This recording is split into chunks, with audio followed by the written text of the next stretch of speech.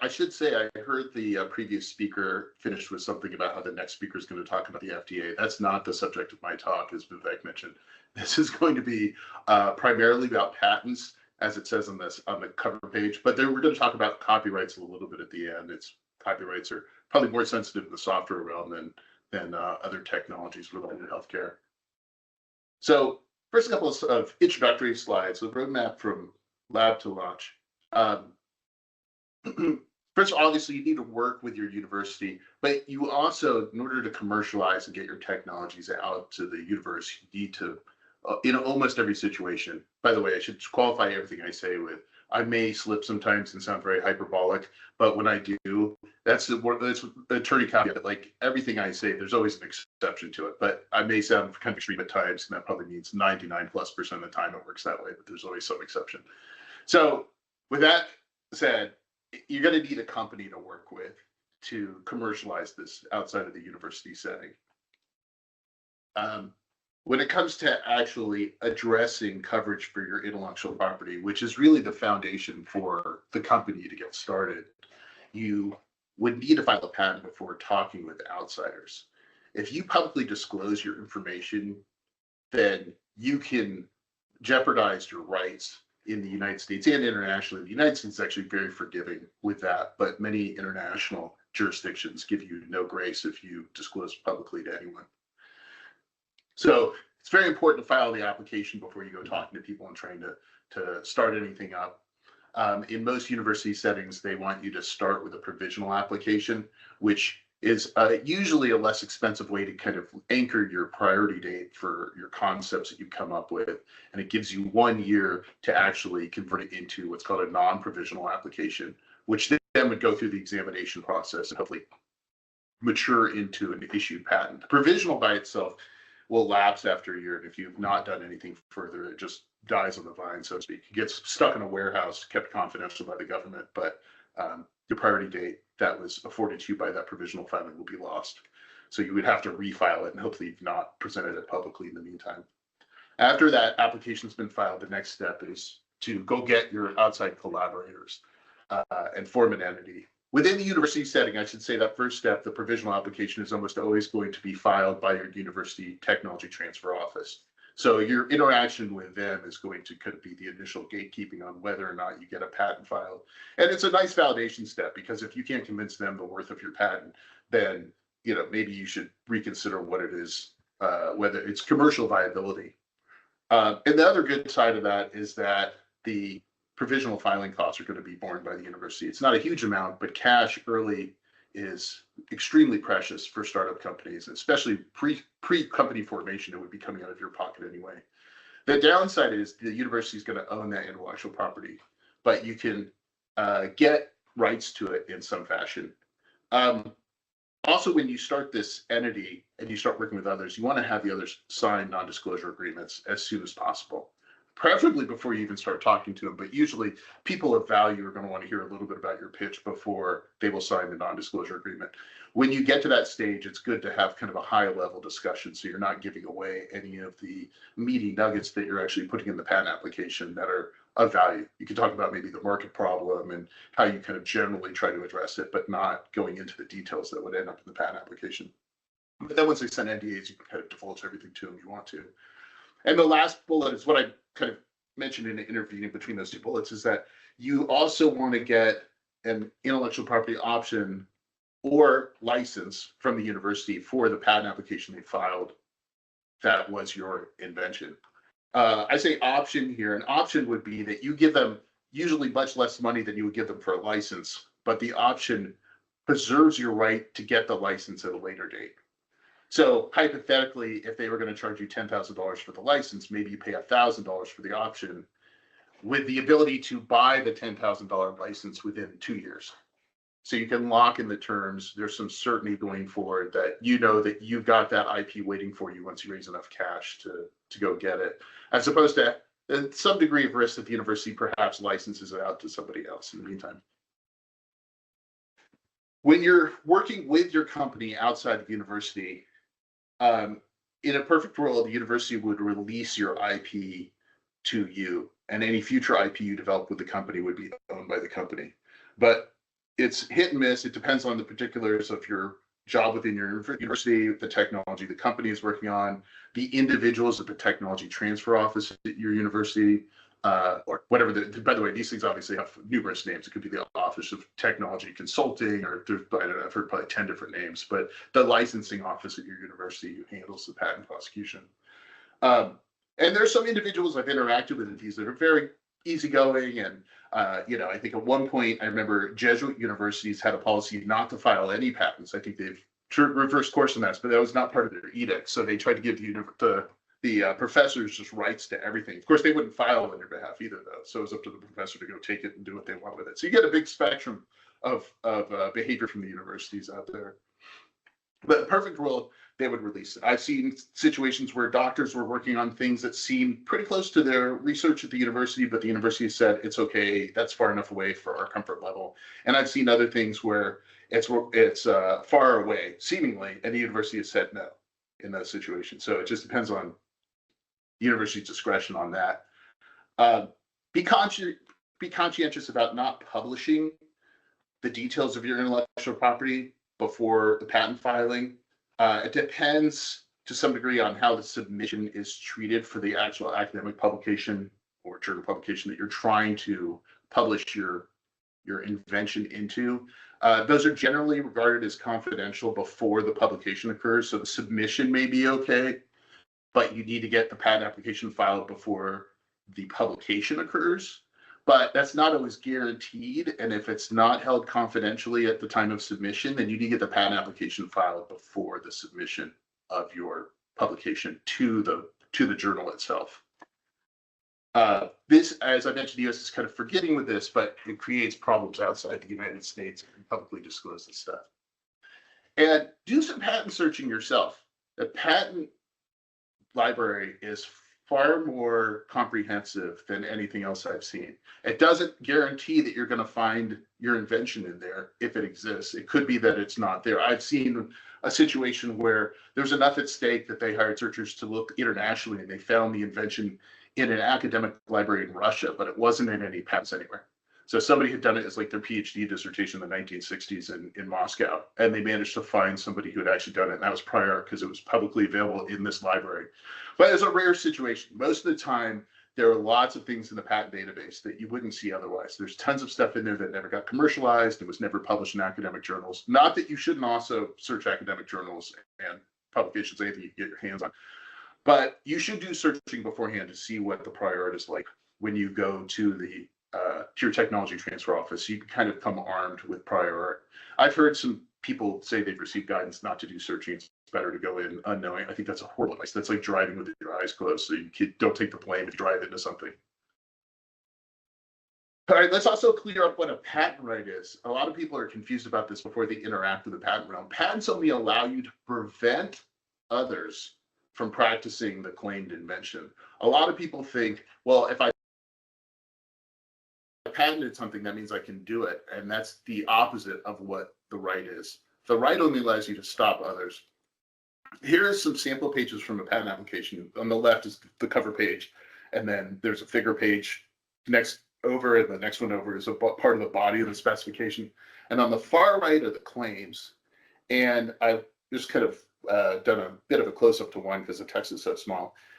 Each one of these claims is what actually gets examined by patent examiners and issued by the patent office. The rest of the application goes in fixed when you file it. But the claims may be amended during the examination process. That's what the examiner actually looks at and fights with the attorney over. And those will often get changed during the examination process to the point where they will satisfy the patent examiner to be patentable. And those are what gets enforced. And when they're enforced, as I said, they are only allowed to prevent others from practicing it. So if everything in that claim is satisfied by some competitor's product, you can sue them and stop them, assuming that the product obviously wasn't out before your patent, in which case your patent's invalid. But it doesn't allow you to do this. And I said it's kind of the foundation for going forward with this as a business, because it's presumably the most valuable concept you've got in your technology, and investors and collaborators are going to want to see that you can stop others from intervening in your market space once you start hopefully being successful with your technology.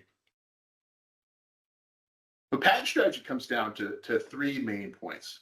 The first issue for patent strategy is patentability. And that is the question of what coverage do we have or expect to have from our patent applications? I say applications because in early stage companies, when you're at the university and within a couple of years after filing your application, you're most definitely not going to have an issued patent. The backlog of the patent office is long enough, and the examination process, even once the patent examiner picks up a patent application, takes long enough that the average time to getting a patent issued at this point is about 2.5 years. But that's a mean and a bell curve. I mean, it could take 4 years, it could take a year and a half. And you've got to get things rolling before then in almost every circumstance. So you've got to be able to tell the story to investors and to collaborators. We think we can cover this technology because here's the closest prior art and here's what we got as far as our conception goes for our invention. The next question in patent strategy is to address freedom to operate. And that is what the question is: what is our infringement risk? How much infringement risk do we have, and how do we get it to the lowest category we can? Again, remember, patents only allow you to prevent other people from practicing. So your patents address issue number 1 here, but your patents don't have anything directly to do with issue number 2. You can have all the patents in the world, and you can still be infringing somebody when you start making your product and selling it in the marketplace. So you need to do enough diligence in your own product to make sure that you have a low freedom to operate risk. And the third patent strategy issue is ownership. The question is who actually owns the intellectual property. Initially, in almost every circumstance here, it's going to be the university, but then more IP will be developed as time goes along, and some of it's going to be owned by the company, and hopefully it's all done very cleanly, but we'll get to that in a later slide. So to the first issue, how do you address the patentability question? The patents need to be novel.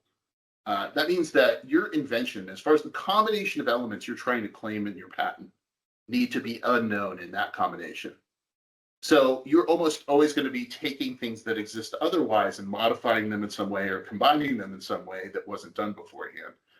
If it was done beforehand, even if it was buried in a academic library in Russia, that's still not novel at that point. So if that occurs and you lack novelty, you need to either describe your invention more narrowly so it's novel, or you might be in deeper problems if you really don't have anything novel in it.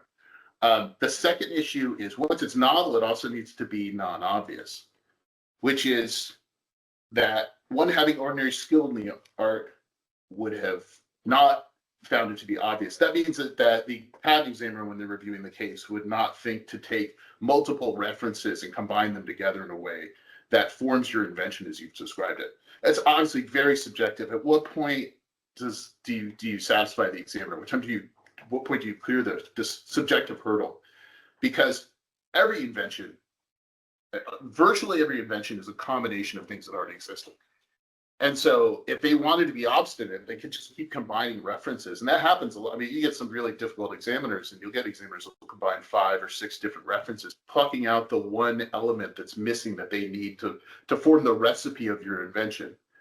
And there's no strict limit on how many references they combine. I've never worked on one that I think was more than 6 or 7 combined references, but I've seen some more than that. It becomes kind of insane when you get in those situations. A lot of examiners seem to kind of stop at about 3 or 4 references combined. And usually one reference is most of your invention, and then they've got little pieces they need from the other ones. But whenever you clear their subjective discretion as far as what makes an invention non-obvious, you're ready to go. And then you've got your invention described in a way that's patentable as far as they're concerned. And these 2 issues are going to be resolved by looking at the prior art. I mean, you obviously have to deal with the examiner on the subjective side of it, but you need to do the prior art searching to figure out, A, are you novel? And that's a bad way to state it. A, are you novel? And B, are you non-obvious? That non-obvious one's kind of left to the discretion of the examiner, but that novelty one you should be able to figure out. And the third requirement is that it's got to be patentable subject matter. And for anything that's in the mechanical or electromechanical realm, this is never an issue, or almost never an issue.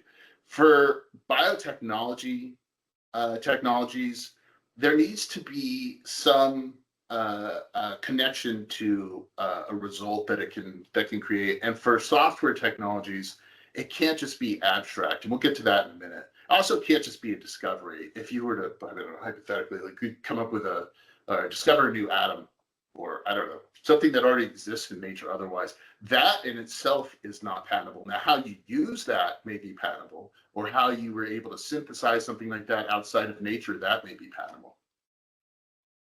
Once you filed a patent application, Carly, you got a question. Do you need to have some sort of efficacy data? Oh, it disappeared on me. Hold on a second. Do you need to have some sort of efficacy data to seek a patent? That's a great question. So in the outside of the biotech realm, and when I say biotech, I'm talking about pharmaceuticals, and it doesn't have to be strictly biotech. It's kind of how we compartmentalize it. Anything that's kind of the molecular or microscopic realm, I should say, um, you do have to link it to some efficacy, but in the United States, the standard is pretty low. So you can argue that there is an inherent efficacy to it if there is some even distant analog to what you've come up with that has some efficacy.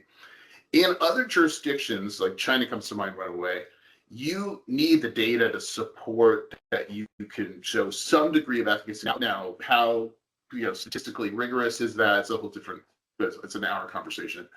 So it helps. Also in the United States, you're allowed to produce this evidence after you've actually filed the application, whereas internationally, especially again, China comes to mind, that needs to be in the application when you file it. So it helps for microscopic stuff. For anything that's not microscopic, I've never seen that be an issue. You could basically make an argument, to me, I just said internationally, but kind of the US and that analog is FDA is there to make you prove safety and efficacy. The patent office is there to make you prove novelty and non-obviousness. So in the US, it's very friendly. Internationally, though, again, it helps to have it for the microscopic technologies. For macroscopic technologies, I wouldn't worry about it. I've never, like I said again, I've never seen an issue. Sorry, so continuations, back to the slideshow. So when you file your first application, like I said, it's usually provisional. At some point, it will get converted to a non-provisional application if things are going well. And that non-provisional application will get examined by the examiner. But you only have the ability to claim one specific narrow description of your invention in each application. If you try to get too broad in your description, or you try to file with multiple, you're allowed to file with multiple claims in a single application, but if they become too disparate, the examiner will tell you, this is too all over the place. You got to pick one, and you can take the others out, the claims out. Just because I, as the examiner, don't have enough time to go search and examine all these different descriptions of this invention that are too far apart from each other. If that happens, or even if you only filed one, if your first application is about to issue, you can file what's called a continuation application. And this allows you to pursue other claims from your original description.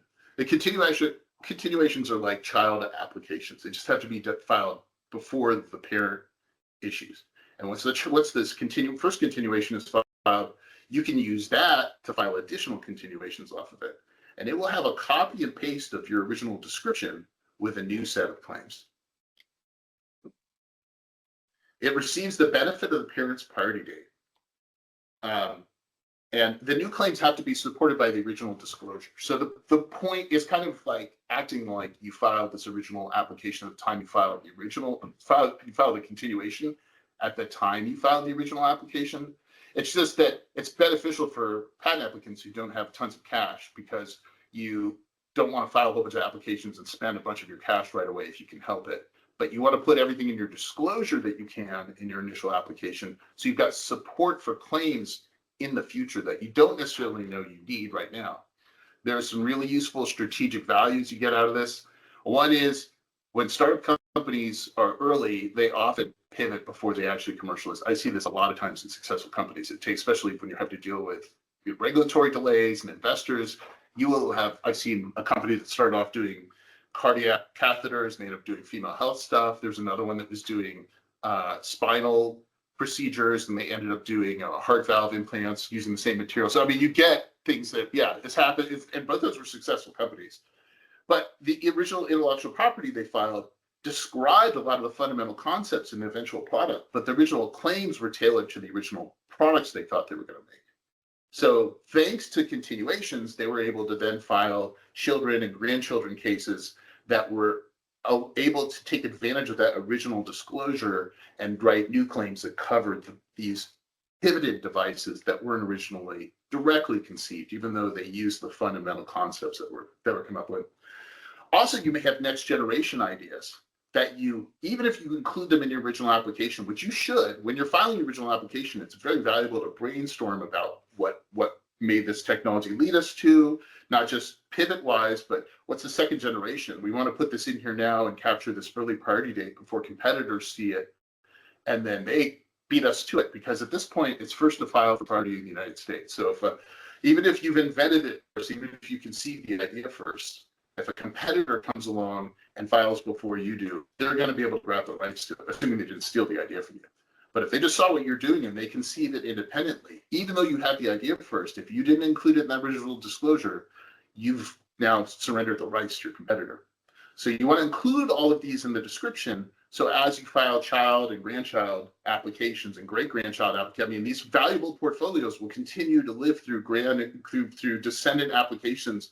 I've got a family right now with a client that's on its 19th child application of the same original case. I mean, we're deep into the term of this case. The remaining child's only going to have a year or two worth of term before it expires. But it was a very, I don't want to get into it, but it was a very important family. And I've had a number of them that are they're in the teens as far as the children go. And we were capable of doing it because the original disclosure was really robust. The other thing that comes up, which is probably the most valuable of this, is that competitors, when they start seeing what you're doing, if you're successful, or especially if you take market share away from them, they will try to figure out how to address that part of the market that you have now opened up. And they're going to look at your patents, if they have any savvy at all, which they almost always do if they're already in the market, or if they're trying to compete against you, they're going to look at your issued patents and they're going to design around those issued patents. So they're not going to be infringing your issued patents. Their product's going to come out, but this patent family that you filed, which at this point would be maybe 10 or 15 years ago, will have such an early priority date, they can't do anything about the fact that you can still file continuations. And if you've described the concepts well enough that you can pursue their new product now that you see your competitor's product, you can hit them with a continuation. And we do that. That's happened multiple times in my career, where we will carpet bomb a competing product once it comes out with continuations off of a patent family that may be 10 or 15 years old. And there's really no way to get around it. They are taking our original fundamental concepts. I don't know how intentional it is. I can't speak for them, but it's pretty clear that we came up with the idea first. Just our claims were tailored to either our product or some other purpose before that. Once we see their product, we can then go after them. When it comes to international coverage, each patent only applies in the jurisdiction where it's filed and issued. So if you have a US patent and somebody's competing against you in Canada and Australia and China, but not the US, you can't do anything to stop them, assuming they're not making the product in the US. The PCT is the Patent Cooperation Treaty. It is managed, I should say, by the World Intellectual Property Office, WIPO, which is an organization within the UN. And this was created, I think, in the 60s to afford domestic patent applicants the ability to extend the delay before they have to decide what other countries they want to file their patent applications into, because it gets really expensive when you start doing that. The PCT effectively acts as a holding place internationally. Taiwan, I should say, is not included. That's important, especially for semiconductor companies. And there are other companies that may have manufacturing there or a significant enough market there they're concerned. But other than Taiwan, there really aren't any significant economies that are not included in the PCT coverage. And it will extend the deadline to file into every nation, including you can use it to come back in the United States if you want. It gives you 2.5 years from your original filing. So one timeline that is pretty common is you'll file a provisional in the United States. You'll see how the business is going, and if things seem like they're progressing, near the 1-year deadline from that provisional, you have to file the PCT within a year of your first filing. So your provisional's filed within a year, you file your PCT. That will give you another 1.5 years to make a decision about what countries to file into. Because that eats up the whole 2.5 year delay there.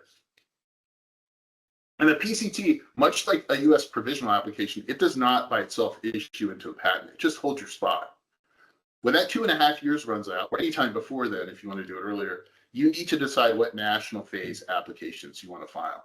And you can claim priority back through the PCT, and then back, if you filed a provisional, back to your provisional, so that you don't have to worry about intervening prior art that showed up in the meantime, including the things you disclosed. Maybe you have an academic publication that showed up in the middle of that pendency. You don't have to worry about that being used as prior against you. And you don't have to use the PCT. It's pretty common to use it. So I would say in over 80% of circumstances, clients will file a PCT because you don't know where the technology is going to go, where the markets are going to be.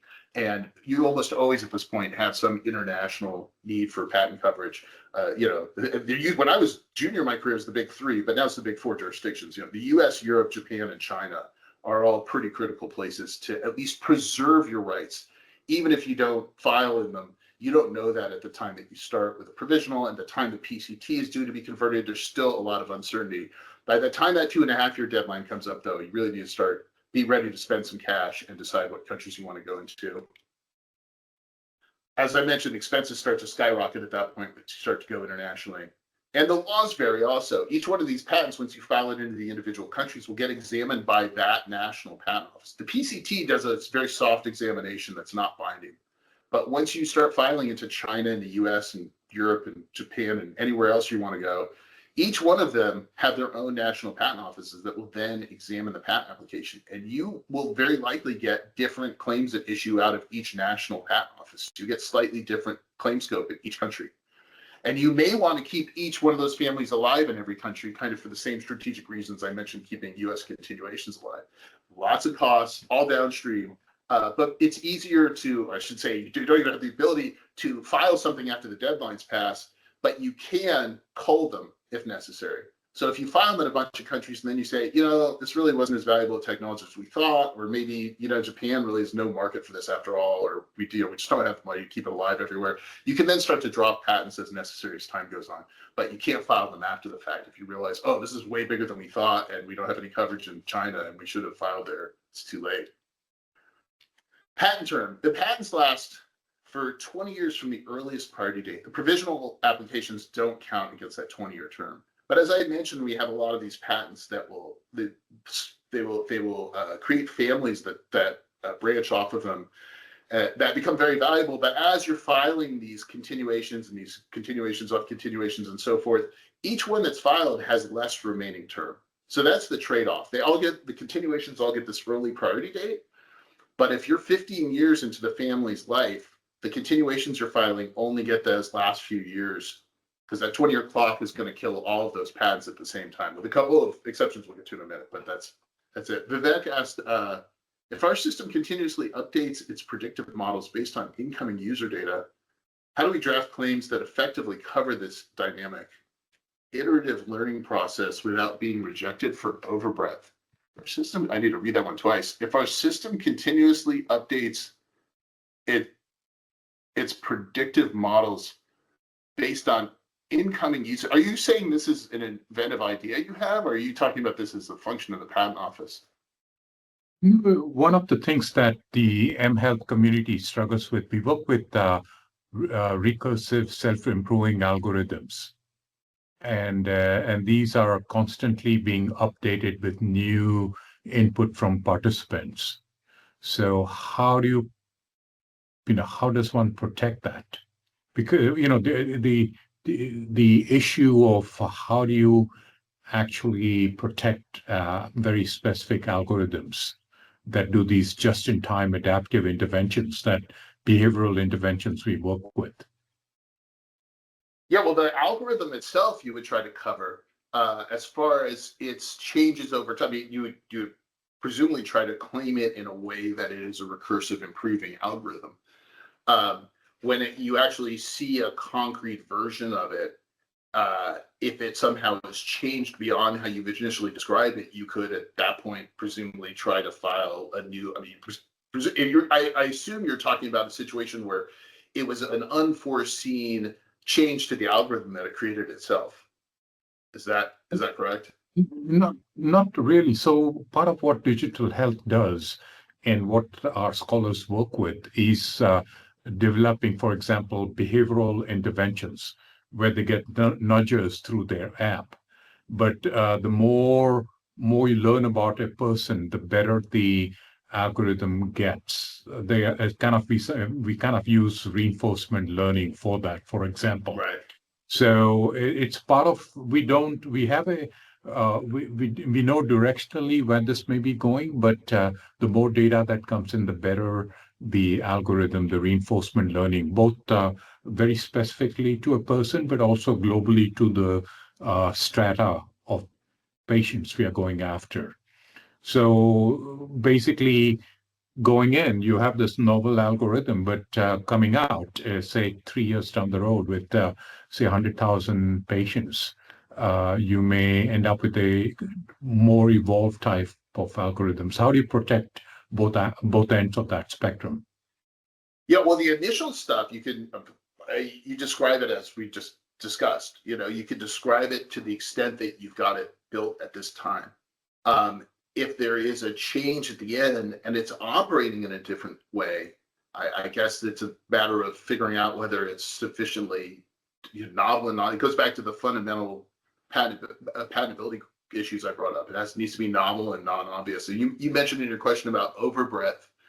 Yeah, I mean, the way you've described it, obviously, that in the description you have right there is not novel and would not be patentable. So it's more about the specifics of how the algorithm is working that would be the patentable elements of it that need to be included in the patent claim. The bigger question I think you kind of raising, which I mentioned before, is when you're describing things in your description in your initial patent filing, you want to try to be as forward-looking as possible and describe it as prophetically as possible. You try to just. It's sometimes hard to get out of the box of the direct R&D you're working on, but it's valuable from an IP perspective to try to describe it as far forward as you can. That's a challenge, but that's what creates that next level of value generation in the patent applications. And I think that's one of the things that kind of differentiates startup IP from large company commodity IP. You get these companies that I won't name names, but they're these companies that are filing thousands of patent applications a year, and they're employee incentives to file applications. So there are all these very low value patent applications that are coming out of these companies that don't cover that much from a value add perspective, but they want to be able to show their shareholders or the CEO or whoever their superiors within the company, look, we filed, X number of patent applications at this point. And they're not sitting down with the inventors and spending a lot of time and saying, hey, let's really brainstorm here and spend some time thinking of like, where's this going to go? How's this technology branch out? Where's this going to be in 3 years? What are our competitors going to do to get around it? Whereas startups are usually, it's far more important to do to go through that exercise when they're doing early stage IP development. How is this algorithm going to operate years from now? We don't know for sure, but let's make our best. We're the experts. I mean, it sounds odd to, for a lot of people who are deep within their technology to think that. It's not very humble to say, but it's the truth that they need to think. Like, it's better to hear from you, the academic, than for the attorney to try to come up with it. Or the academic's going to have a much better guess as to where's it going to be in 3 years. Well, tell us, and let's include in the application now. Where's it going to be in 5 years? If you were a competitor, if you were sitting in a competitor's seat looking at our IP that we're filing, what would you do to get around it? Let's include that now. And let's put all that in the application now. So, and then we'll hopefully keep the family alive for years, and then we can file continuations off it to cover the different aspects we've described at the beginning in different claim sets later on, once those things actually become reality. Hopefully we guessed right. It's one of those things we don't know what it's going to be, but hopefully we got the smartest people in the room trying to guess. So it's better, rather have that than not have anything included at all, or to have the attorney sit by themselves and try to figure it out. So back to the patent term. The patents have 20 years from the earliest priority date. As I said, that term expiration applies to the entire patent family. So all these continuations you're filing will also expire on the same date, with some exceptions we'll get to.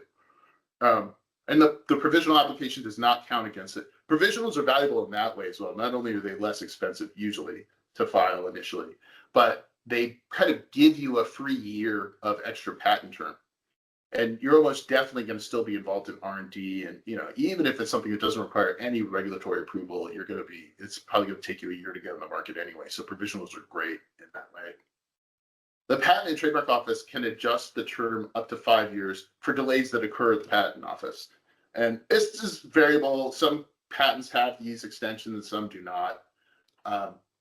And you can also get 5 years for FDA delays, but this is much rarer. The Patent Office delays happen all the time. I'd say maybe 30% of patent applications get PTO extensions, but a very small percent get FDA delays. There are a bunch of hurdles you have to go through. You can only have one patent that covers a particular product. It has to be commercialized in a particular time frame, and it's a lot of situations. This data is actually from last year's slideshow, but it's about the same. Only at that time, only 1,041 FDA patent term extension patents have ever been granted. So FDA extensions rarely occur, but the PTO ones do. So that was all about patentability. Now, the second prong of patent strategy is the FTO analysis of not can we file patents, what are our patents going to file, but when we commercialize our product, when we start selling it, when we're out of regulatory approval, what's the risk that we're going to get sued, particularly by a competitor? Well, we have to start by searching, not a search like we did for the patentability search. The patentability search, we were searching every piece of product we could find. And when we were searching the patents, we were really looking through the bodies of the applications, the specifications, the descriptions people put in there, because that's where the meat of all of the prior, the body of knowledge that was known was in there, and the academic journals, and in products that already existed. For FTO analysis, we only care about issued patent claims.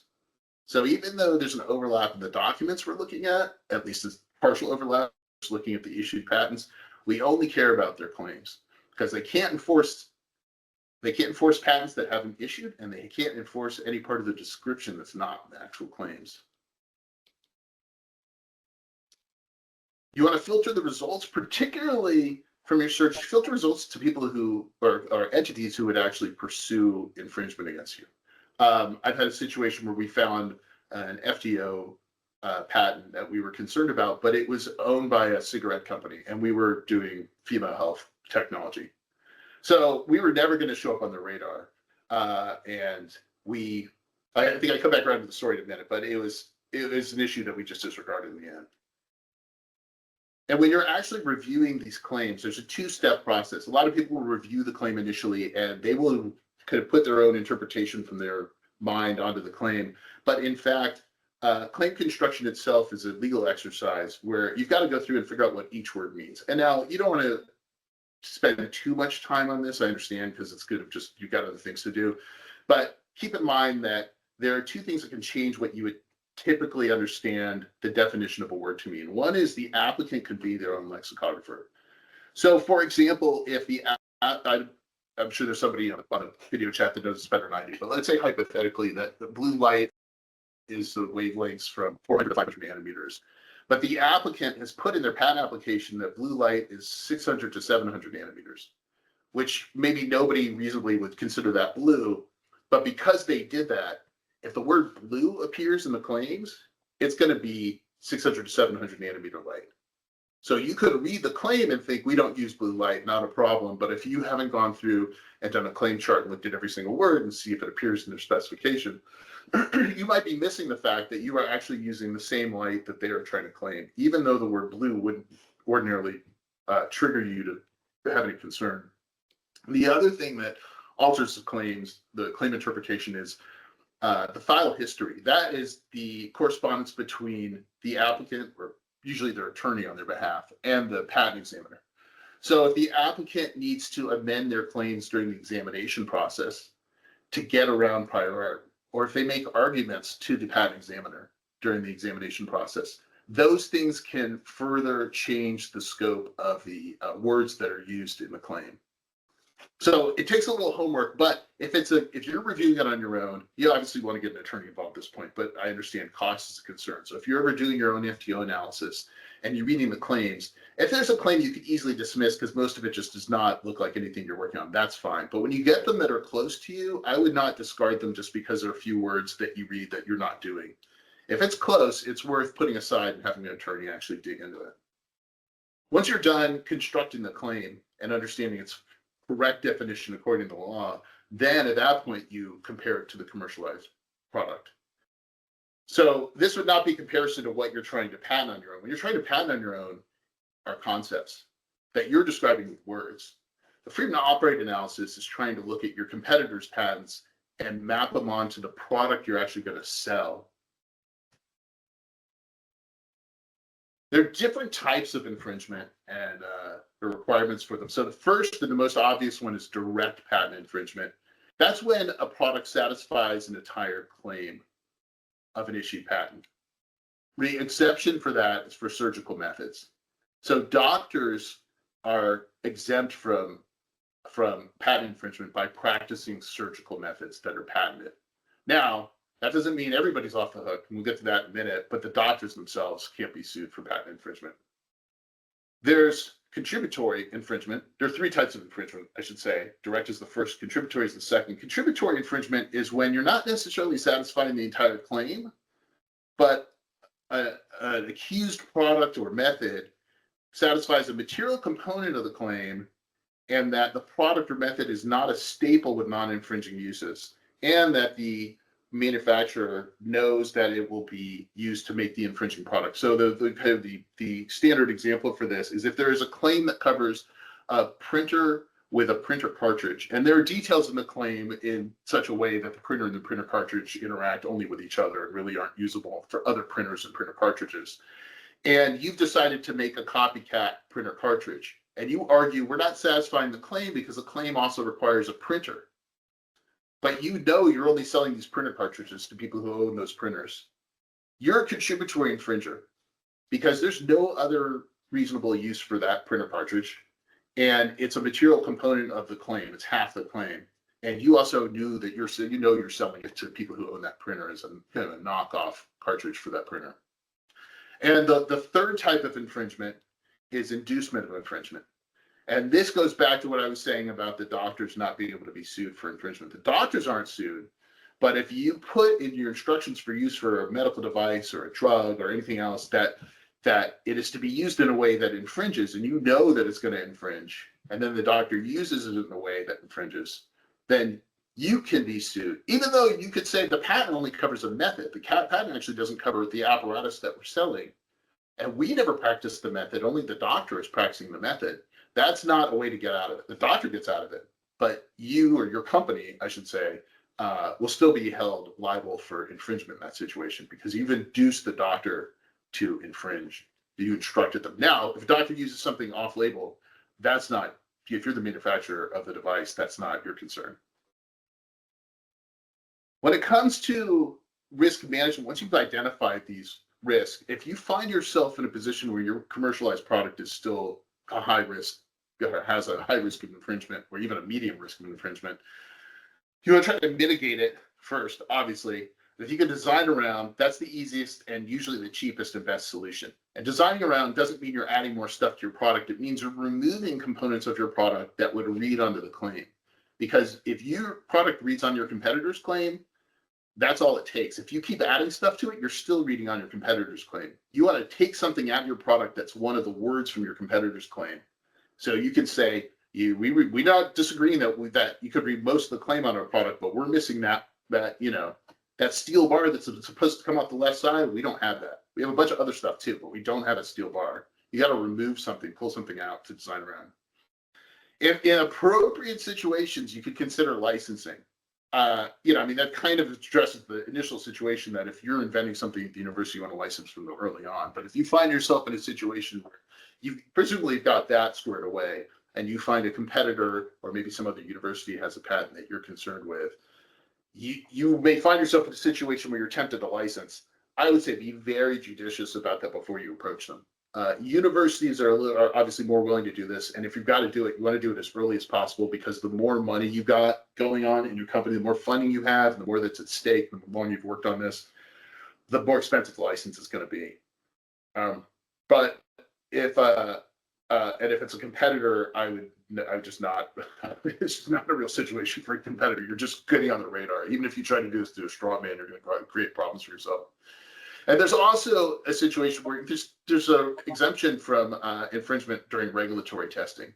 So if you don't think you're going to be on the market until the potential high-risk patent expires, that's not a real infringement risk. they could theoretically sue you before you start FDA testing, and they could also sue you if you do some peripheral activities during FDA testing, which presumably you wouldn't be doing. But if it's going to expire before you're done with FDA testing, it's almost never an issue. So that's also an easy way to discount the risk in that situation.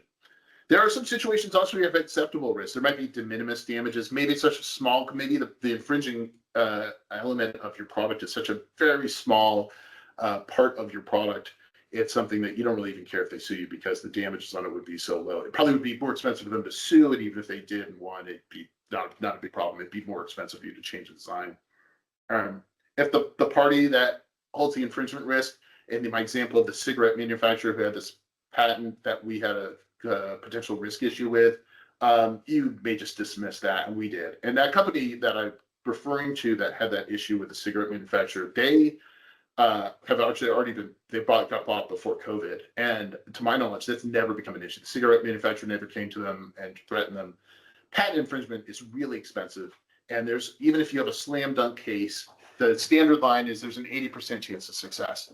So why you would go after somebody in a completely unrelated market who's not affecting your business and roll the dice that you're not going to get anything from it for a huge expense? It's just, it doesn't make any sense. So you usually don't have to worry about these entities that are outside of your area. And there's some degree of just unknown risk. The more successful you are, the more likely you are to get sued by somebody who's going to come out of the woodwork. You can't find every risk out there. You just have to accept that, like, there's, if we had to be successful, we're getting sued. That's kind of a sign that you're successful, unfortunately. Maybe not for patent infringement. Hopefully not. It probably will happen at some point, but you're going to get sued for something if you got enough money. And one of the reasons also this could happen is there are pending applications. It's impossible to really evaluate applications while they're pending. Their claims are far too broad. They haven't been examined yet. And competitors are going to try to do to you what you would try to do to competitors. So competitors that have patent families that have priority dates before you, once they see your product come out, they will try to file continuations to go cover you. Here's a little graphic showing an example of the difference between patentability and freedom to operate. So let's say you're early in research and development. You've got these potential products here, mountain bike, a penny farthing, and a motorcycle. You don't know which one you're going with yet, but you file, I should say, there's, in this hypothetical universe, there's only one piece of product that's relevant, and it's this competitor's product. It's a kick scooter. And let's say that they have filed a patent application, but it's only describing specifically this scooter, which is almost never the case. But in this situation, let's just say that's it. So that's all the product that exists in this universe. We file a patent application. We don't know what product we're going with yet. We want a claim that covers all of it. So we have filed it with a claim that says a single seat attached to two wheels. The scooter has two wheels, but it doesn't have a seat. So we're patentable around that. We've got scope that covers all of our potential products. And it's not overlapping with one piece of product out there. Now, let's say that we do an FTO analysis and find that the scooter company has a patent that's been issued that has a claim to a wheel less than 1/3 the height of the frame. Well, our penny farthing has its rear wheel that satisfies that. So that would be covered by their claim. And notice that there's overlap between the two claims, right? We have a patent, the penny farthing is covered by a patent claim, but we still need their permission if we want to do it because they've got an earlier patent that covers the penny farthing. Now, we're obviously not going to go with that. And in the end, we decided to go forward with the motorcycle design. Now, they are going to do what I mentioned before. They file a continuation application to try to cover our motorcycle design. And they write claims that are in blue here, the front and rear wheels attached to a frame. Well, that's supported by their original disclosure. They've got a front and a rear wheel, and it's attached to a frame, and so do we. And so we're now covered by their patent. Now, hopefully we haven't gone on the market yet, or even if we have, we can still try to design around for our next generation product. And let's say we do, and we come up with this. So there's no front and rear wheel. It's just a single seat attached to, I think there are maybe two side-by-side wheels there. And that's our design around. So we're still thankfully covered by our patent, although that's not even necessary. And we've managed to avoid the infringement risk of our competitors' patents. Now, moving on to ownership, the third prong within patent strategy. Ownership starts with inventorship, and inventorship starts with conception. So whoever's an inventor owns the original patent application when it's filed. And that is anybody who's conceived any part of the claims. Ownership transfers must be done in writing. Handshake agreements, oral agreements for IP, it doesn't apply. Everything's got to be done in writing as far as the transfer goes. That will almost certainly be covered by your university employment agreement.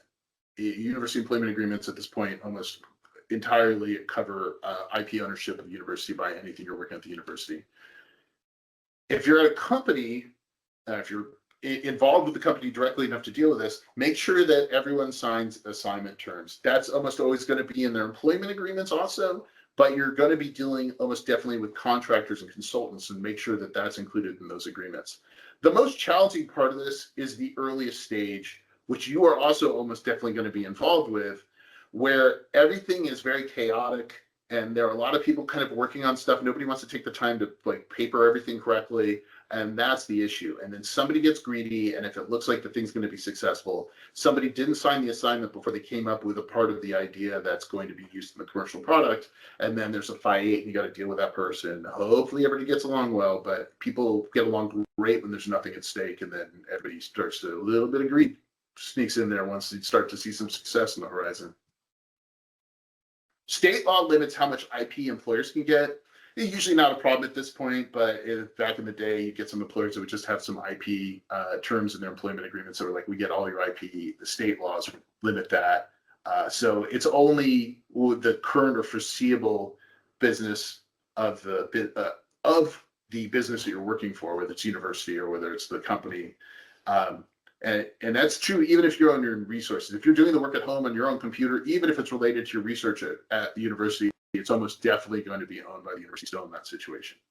And if you're doing something that doesn't have anything to do with your job at the university, but you're using the university's resources or your company's resources, and it doesn't have to do with what the company is doing, they can still get a free license to that technology. It's called shop rights. So if you ever are working on something that doesn't have anything to do with your job, I would say be sure to do all of your stuff at home on non-company/university resources. You don't have to file the invention assignments with the Patent and Trademark Office, but you should. You get additional protection by doing that. That's more of an issue for your attorney to work out. But be sure all the stuff is in writing. Be sure everybody involved in the project has signed assignment agreements, and that everything goes back to the company or the university. Because the tech transfer office will deal with that. You eventually get to the point of due diligence if things are moving along with your company. That will occur at times of investment. And that includes if there's an eventual acquisition of the company, or if the company were to IPO, there'd be diligence done by other parties on the company to make sure that everything is squared away, including the intellectual property. And for licensing, there's often diligence, but there's limited. They don't care so much about the freedom to operate because they're trying to get their hands on the intellectual property rights, not a product. If you are licensing out a product, that's a different situation, but usually we're just talking about licensing the IP by itself. And the diligence checklist is just the same as patent strategy. They want to check the patentability, all those questions we brought up before. They want to check FTO, all the issues we already discussed, and they want to check ownership. And that the diligence spectrum, the diligence rigor, I should say, occurs across the spectrum. I see, especially in software, it's usually on average far less rigorous than it is in like the biotech realm and med devices and medical like electronics and things like that, kind of in the middle. But that's not to say that there's an absolute about any of them. And it also varies based on the stage of investment. I've seen you usually feel like A and B rounds, there's far more rigor spent on the IP diligence in general, and then later rounds of investment, it's more spent on the freedom to operate issues, or if there's any other lingering issue that was raised in an earlier round of investment. So software-specific issues. There was a Supreme Court case in 2014 called Aliceville versus CLS or CLS Bank, and it covered patentable subject matter. It kind of shook things up a little bit. The Supreme Court said to be able to patent software, it has to be more than an abstract idea, or you have to have a sufficient interaction with the physical realm. So the more than an abstract idea, these are obviously very softly stated. They themselves are abstract frameworks for how to decide whether something is patentable subject matter. It's a little frustrating. I think the patent practitioners in general are a little frustrated by this because it didn't provide a ton of clarity and stuff's still getting hashed out over this. But in general, the more complex the software, the more likely it is to be patented. And if you have a lot of physical stuff going on as well. I'm not talking about just interacting on a processor or a screen, but if you're operating a robotic arm or controlling flaps on a plane or something like that, you can include in a claim. That helps a lot too. If you've got sensors, anything the sensor is doing would help. And again, there's no guarantee that's going to make patentable subject matter, but it would get you further along, especially if you have some specific type of sensor you're using, or you can describe the weights being used in more complex terms than just the software running by itself. Kind of what I said before about the diligence applies otherwise, just that software patent culture is much less, the software realm treats patents with lower value than the med tech or health tech patent culture does, I would say. That's not to say they're still not valuable, and I think that that culture in general has given rise to what people think of as patent trolls, these non-practicing entities. Because a lot of software companies went forward without doing much diligence on their own freedom to operate issues and filing their own patents. There's a story, I have a friend who was working at IBM where they filed tons of patents, and he went into Google in the mid or late 2000s, and he was shocked to see how undeveloped their patent group was. And then, of course, these software companies get themselves in trouble, start getting sued, realize how important it is, and then kind of mature, build up their patent groups, and then start to take it seriously. But they are, I'd say a decade or two behind those other industries that have been dealing with patent issues longer. The other thing is these other industries usually have much longer cycle times. In software, I think it's much lower cost to get their products developed, and at least the technology side of things. And that's not to dismiss how expensive it still is, but there's there's the tooling and machining isn't necessary usually, and manufacturing isn't the same level. And the cycle times could be a lot faster. You can change software very quickly compared to being able to change a mold and a mechanical design and a lot of other, or develop a new molecule. That's a whole different realm. But because of that, it gave rise to all these trolls, particularly in the software world. And let's talk about AI issues for just a minute. I know we're running kind of short on time here. I think I have 2 slides left. So for AI issues, patentability is the same as software, right? AI really, when it comes down to it, and not to oversimplify it, is software. And you've got the same issue. If you're doing something that's known on a generic AI, it's likely obvious and may also run into patentability issues I mentioned before. Is it just too abstract? I think the Supreme Court was really trying to capture this issue with their decision on the Alice opinion that I just mentioned a second ago, where they were describing it as patentable subject matter, and they really should have described it as the obviousness bar should be much higher for software. So I think they kind of framed it badly, but the obviousness issue and the non-obviousness issue still applies for software. So if you're doing something very simple and generic on some existing AI, and you're not modifying the AI in some interesting way that's not obvious, then there's nothing really patentable there. Inventorship has been probably the bigger IP issue for a lot of this stuff. And Vivek, this might be relating back a little bit to your question of who is the inventor if you are interacting with AI and having that help you come up with something. The rule is the inventor must contribute in a significant way to the conception of the invention. But what does that mean? Well, to me, software is a tool. The inventors have to be human. You can't credit the AI with inventing anything. But it's just like as though you were using CAD or finite element analysis software, video processing software. You're guiding it to some degree. Now, it may do a lot of heavy lifting, but you're still the one who helped to get it there. It can't do anything without you, inputting the data, giving it something to work with. You've got to direct it in some fashion. And as far as enforceability, a lot of this stuff, PTO, like I said before, about kind of same thing about software, though to a greater degree by AI, a lot of this is still getting hashed out with case law. So there is some speculation about how this is going to go. And the biggest case that happened on this was about, at this point, it's almost 4 years ago. And the court basically just kicked the can down the road on whether the AI, how much the AI could contribute before the human wasn't an inventor anymore. A couple of quick software tips on a copyright issue. Everything up until now has been about patents. Copyrights cover works fixed in media. So it's not, the patents cover the concepts. Copyrights, think of it like, protecting how a book is written, the words being used in the book, not necessarily the technology of how you create the paper and bind the book. That would be covered by the patents. It may apply to software. You get some value out of copyright protection for software. the ways to really address this are not, don't worry so much about filing a copyright, but make your software unique in a way that if somebody has copied it, it's going to be easy to figure out that they copied it and they didn't just create it on their own. And one is insert unique comments within the source code. And another big tip is to insert intentional errors within databases. So if somebody steals your database, you'll be able to see they have it. And here's an example in Google Maps. Google has inserted this. This is in Palo Alto, and I know this neighborhood. There's no town there called Neil, but at a certain magnification level on Google Maps, you will see a town called Neil. And that is because it's an intentional error that's been inserted so that if their database is covered, they've got a ton of these throughout. If you just know where you're looking, that they will know somebody took it from them and that they can sue them for copyright infringement. Thanks, everyone. That's it. I apologize for running so late. I'm happy to stick around and take questions to the extent you guys have still have time for them. Questions? I'll warm them up. I have a philosophical question, David, and it has to do with computation. The past year and years to come have been very dramatically transformative. And with computational brute force, which can synthesize endless stream of patentable variations, I'm wondering if the whole traditional patent system may just collapse under the weight of these automated outputs. What are your thoughts?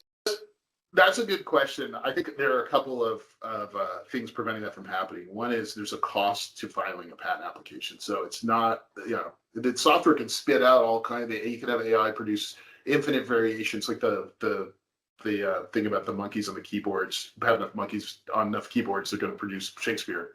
You could have AI do that and presumably come up with tons of good inventions and also come up with a bunch of garbage. But then somebody's got to spend a bunch of money to file that with the patent office and then to actually have it examined at the patent office.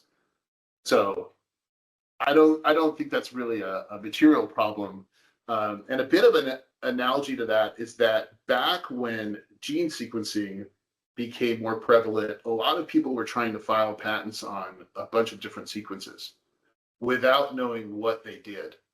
They would put in patent applications with just tons of sequence listings. And the patent office pushed back and said, you have to prove that this is useful in some way. This relates a little bit to the question of do you need some efficacy data? Here they said, you got to tell us what that actually does. You can't just file for the sequence by itself. And so I think that was, maybe a little bit of a similar attempt to just go ahead and brute force a bunch of patent coverage, and it backfired on all those people who spent a bunch of money and got nothing out of it. You made a point about the patent trolls. There are companies that are just filing these patents. However, and they make a business about just getting in the way of actual innovators. So that's where I was coming from. But I get your point.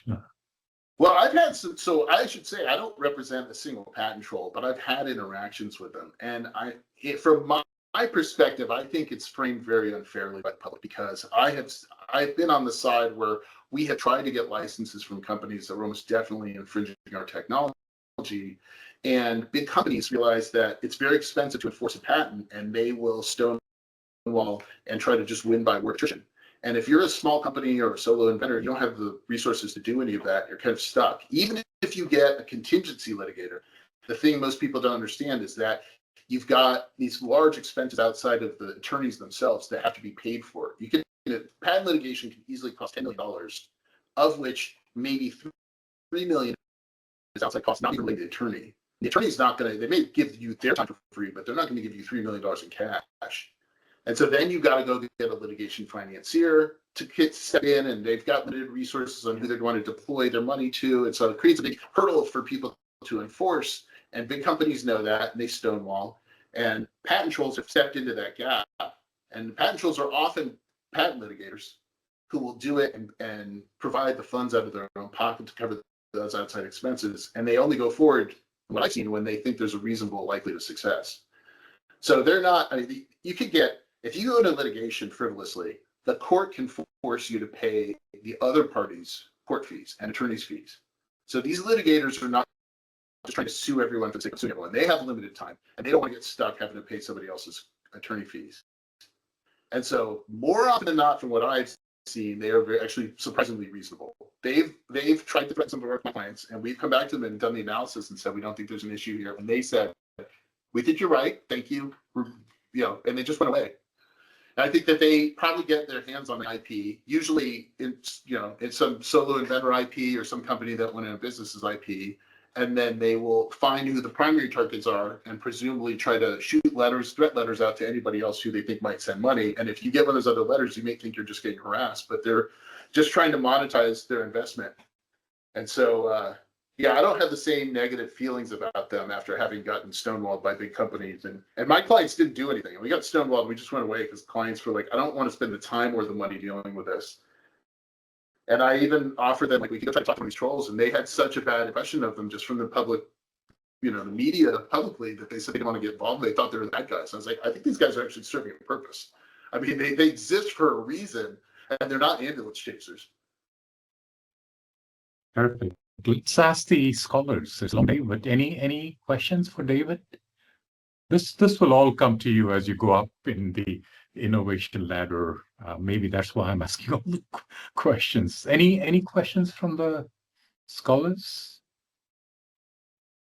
David, he covered a lot of landscape, and wonderfully so. And it's recorded and will be available to each of you if in a quiet moment you want to go and revisit the concepts short of going to law school.